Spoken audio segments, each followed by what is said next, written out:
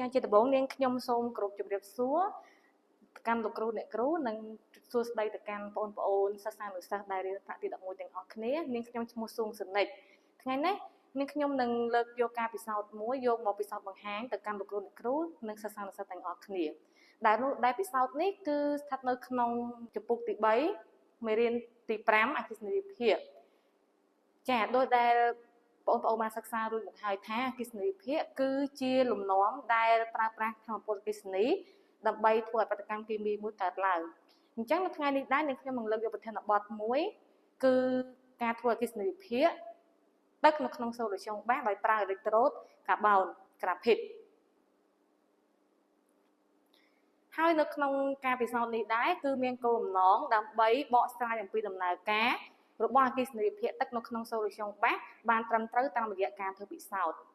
អញ្ចឹងមុននឹងឈានចូលទៅដល់ការធ្វើពិសោធន៍នាងខ្ញុំនឹងបង្ហាញអំពីឧបករណ៍មួយចំនួនដើម្បីការពារសុវត្ថិភាពនៅក្នុងទីពិសោធន៍ទី1គឺទាំងអស់គ្នាត្រូវពាក់អាវពិសោធន៍ឲ្យបានត្រឹមត្រូវពាក់ម៉ាស់និងពាក់ស្រោមដៃឲ្យបានត្រឹមត្រូវមុននឹងធ្វើពិសោធន៍ដើម្បីការពារសុវត្ថិភាពចាអញ្ចឹងទៀតបន្តទៅទៀតនាងខ្ញុំនឹងណែនាំអំពីឧបករណ៍ក៏ដូចជាសារធាតុគីមីដែលចាំបាច់ដែលប្រើប្រាស់នៅក្នុងពិសោធន៍នេះចាចំពោះឧបករណ៍គឺយើងមានដូចជាបំពង់សាកយកបំពង់សាកចំនួន2មានពីម៉ែត្របន្តក់មានចង្កៀងអាល់កុលមានធូបមានថ្មពិល9វ៉ុលមានដេកេស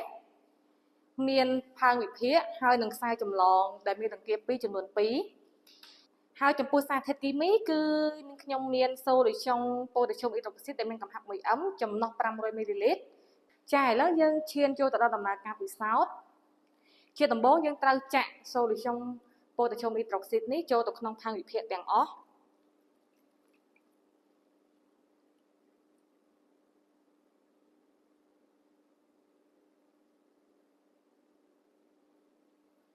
បន្តមកទៀតគឺយើងត្រូវយកបំពង់សាកបំពេញសូលូស្យូងប៉ូតាស្យូមអ៊ីដ្រូស៊ីតឲ្យពេញ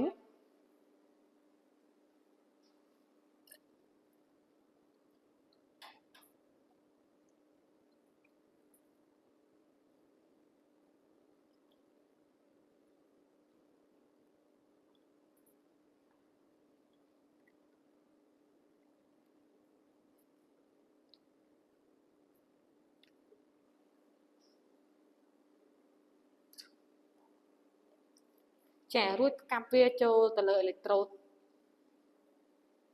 តែម្ដងយើងត្រូវធ្វើវាកុំឲ្យមាន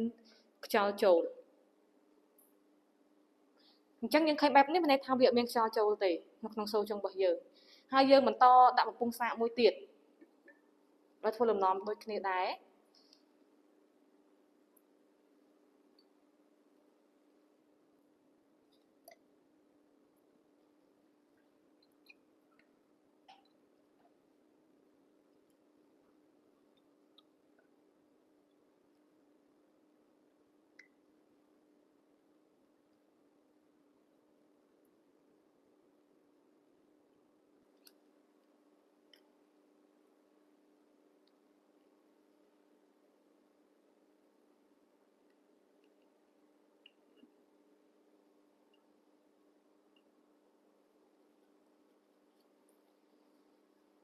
បន្ទាប់ពីយើងធ្វើបែបនេះបានហើយគឺយើងត្រូវយកថ្មពិល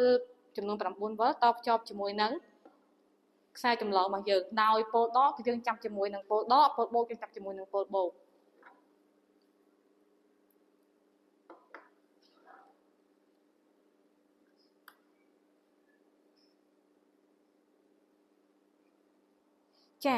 ចាបន្ទាប់ពីយើងចាប់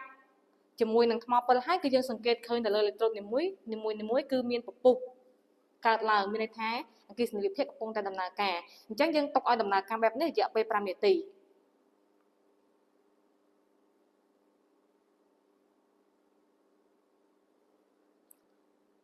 បន្ទាប់ពីទុកឲ្យអគ្គិសនីវិភាគដំណើរការរយៈពេល5នាទីក្រោយមកយើងសង្កេតឃើញថាបំពង់សាក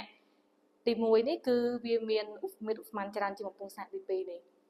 ចាឥឡូវយើងមកធ្វើការតេស្តឧស្ម័នទាំងអស់គ្នាតើនៅក្នុងបំពង់សាកមួយណាដែលមានអ៊ីដ្រូសែននិងបំពង់សាកមួយណាដែលមានអុកស៊ីសែន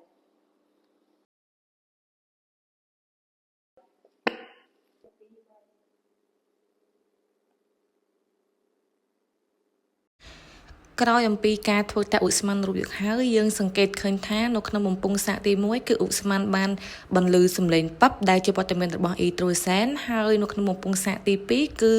មានអណ្ដាតភ្លើងឆេះច្រាលឡើងដែលជាវត្តមានរបស់អុកស៊ីសែនឥឡូវនេះការពិសោធន៍របស់នាងខ្ញុំក៏បានឈានដល់ទីបញ្ចប់ផងដែរចុងក្រោយក៏សូមអរគុណដល់លោកគ្រូអ្នកគ្រូនិងសិស្សានុសិស្សទាំងអស់គ្នាដែលខំតាមដានទស្សនាវីដេអូពិសោធន៍នេះតាំងពីដើមរហូតដល់ចប់ចាសូមអរគុណនិងសូមជម្រាបលា